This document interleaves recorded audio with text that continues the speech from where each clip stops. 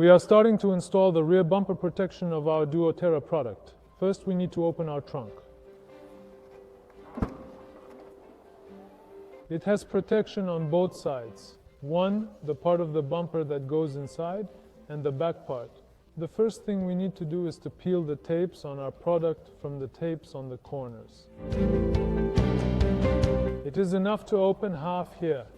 I would like to point out that this is the point we will pay the most attention to during assembly. There is a fillet line here. Likewise, the point where the trunk and the bumper meet, and the point where the bumper here meets the part that goes in and the part that goes down. So there's 1, 2, and 3 lines here. We assemble these lines in a way to align our product at first. We don't need to press too much or fix it well by applying force in any way. We just fasten these points. Since the center is a flexible material like this, it may give a gap. There is no problem with this. Then we open this edge part. And we align the finish line on the top of the product with the fillet on the bumper of the car. We just need to hold it and lay it down. No need to pull or sew it in any way. We just hold it and lay it down.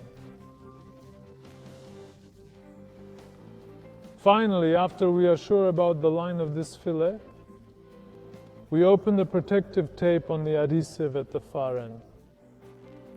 We open this triangular protective tape and we apply it by ensuring that the product follows the fillet again.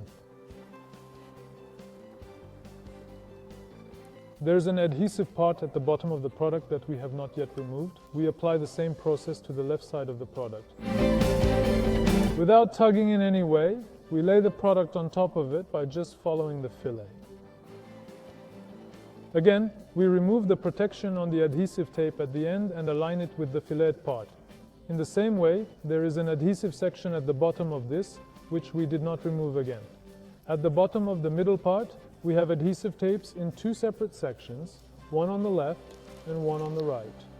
We separate them symmetrically to each other and leave them fixed, and the potholes here are not related to the production of the product in any way, because the memory of the product sits better as it stays on the car.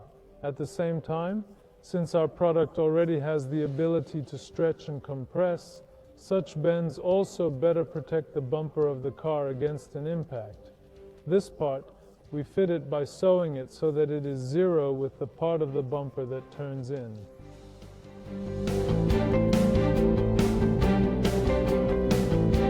Then we open the rest of the tape until the far end.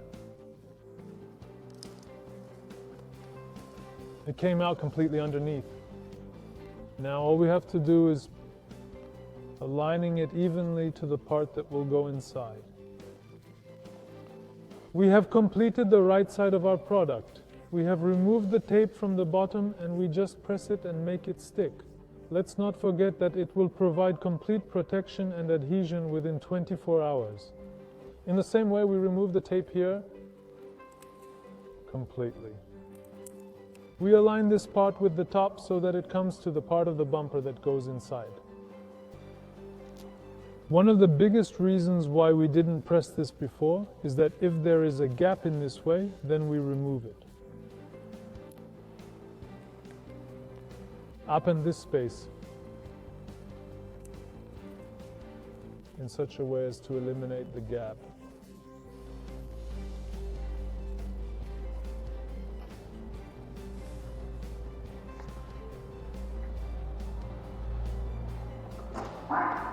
We have completed the protection under the bumper.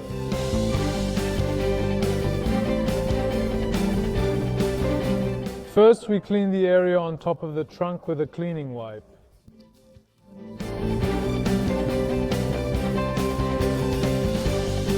We remove the protectors of the adhesive tapes on the back of our product. In the same way, we only remove the part made in the corner, and while our trunk is closed,